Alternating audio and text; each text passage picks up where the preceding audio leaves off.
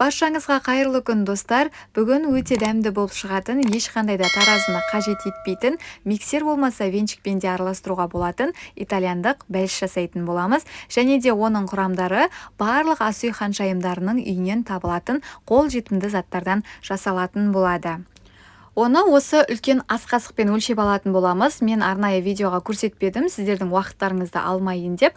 Осы ас қасықпен барлығын 12 ас қасықтан аламыз. Ұнымыз 12 ас қасық, сүтіміз, сұйық май, қант, барлығы 12 ас қасықтан, тек қана 1 шай қасық қопсқыш және де жұмыртқамыз 3 дана. Қалғандарының барлығы 12 ас қасықтан салынатын болады. Ең алдымен ыдысымызға 3 жұмыртқамыз бен қантымызды салып, жақсылап араластырып алатын боламыз. Ағарғанша, егер де сіздерде миксер болмаса, венчикпен де араластыруға болады. Содан соң оның үстіне сұйық майымызды құйып, тағы да жақсылап араластырып аламыз.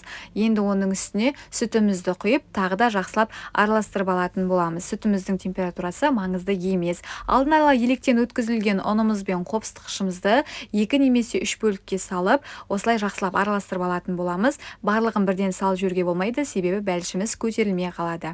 Ендігі осы жерде формамызды алдын ала дайындап алдым. Оның үстіне осы массамызды құйып, қызып тұрған пеште 180 градуста 30-40 минут аралығында бәлішімізді пісіріп алатын боламыз. Сонымен біздің бәлішіміз дайын болды.